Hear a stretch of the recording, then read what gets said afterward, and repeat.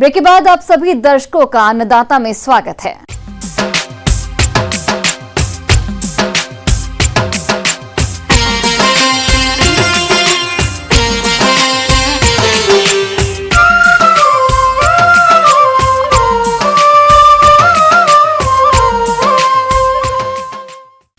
कृषि का देश की अर्थव्यवस्था में मुख्य योगदान है।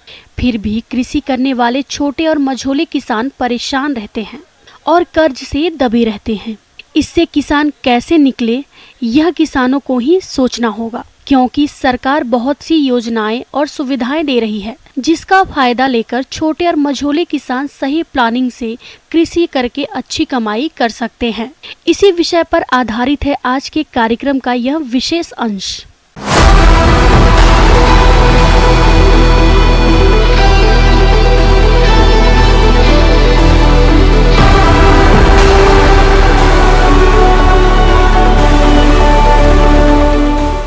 किसान, जिसकी वजह से हमें भोजन मिलता है, फिर भी किसानों का एक वर्ग आज परेशान है, कर्ज में डूबा रहता है।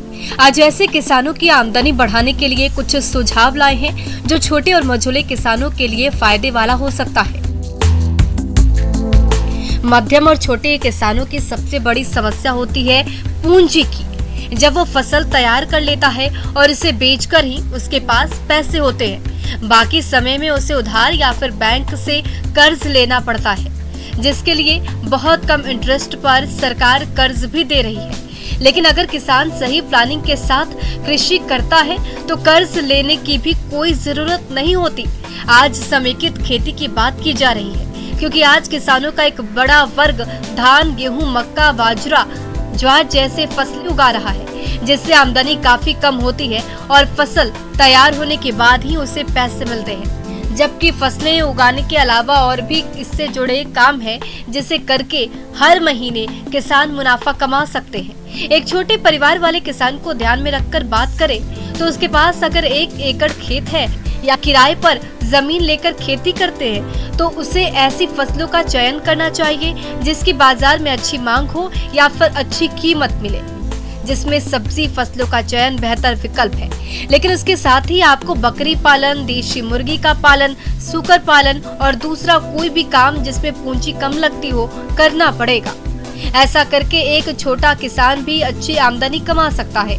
इसी तरह से 2 एकड़ से अधिक जमीन वाले किसान अनाज की फसलों को उगाने के साथ सब्जी, मसाला या फिर औषधि की फसलें भी उगा सकते हैं। साथ में गाय और भैंस का पालन भी जरूर करें। इसके अलावा मछली पालन का कार्य भी कर सकते हैं। कुछ और अलग करना हो तो खेती से जुड़े कई और बिजनेस भी किया जा सकता है, जिसमें मेहनत तो है, फायदा भी बहुत है, जिसमें ब्रायलर और लेयर मुर्गी पालन, मधुमक्खी पालन, मशरूम उत्पादन जैसे कार्य कर सकते हैं। इनको करने में लागत और सही योजना जरूरी होनी चाहिए, तभी आप सफल हो पाएंगे। खेती और इन सभी कार्यों को करने में जोखिम भी रहता है, जिसके लिए किसान को तैयार रहना होगा। जैसा कि कई बार फसलें बाढ़, तूफान, आग या फिर अन्य किसी कारणों से पूरी तरह से नष्ट हो जाती है, वहाँ किसान लाचार हो जाता है। इसलिए फसलों का बीमा किसानों को अवश्य करा लेना चाहिए। इसी तरह पशुओं का भी बीमा होता है, जिसकी जानकारी कृषि विभाग से लेकर बीमा करवाकर आप जोखिम से बच सकते हैं। किसान कोई भी फसल ले या फिर अन्य खेती से जुड़े कार्यों में जो भी उत्पाद प्राप्त करता है, उसकी सही कीमत कैसे पाए, इसके लिए पहले से ही बाजार मांग और बाजार की व्यवस्था को समझकर ही फसलों का चयन या फिर अन्य कार्यों को करें। सिंचाई की व्यवस्था सबसे जरूरी है। जिस किसान के पास इसकी व्यवस्था अच्छी है और कृषि के सभी कार्यों को सही तरीके से कर रहा है, तो वो कृषि से अच्छी आमदनी ले सकता है। लेकिन जिनके पास सिंचाई की समस्या है या सही समय पर सिंचाई नहीं मिल पाती है, उसी हिसाब से फसलों का चयन करना पड़ता है। ऐसे किसानों को खेती से जुड़े बिजनेस पर अधिक जोर देना चाहिए। अंत में किसानों को ये बताना चाहेंगे कि आज प्रति व्यक्ति खेती की जमीन कम होती जा रही है। ऐसे में पुराने तरीकों से कृषि करके समृद्ध किसान नहीं बन सकते।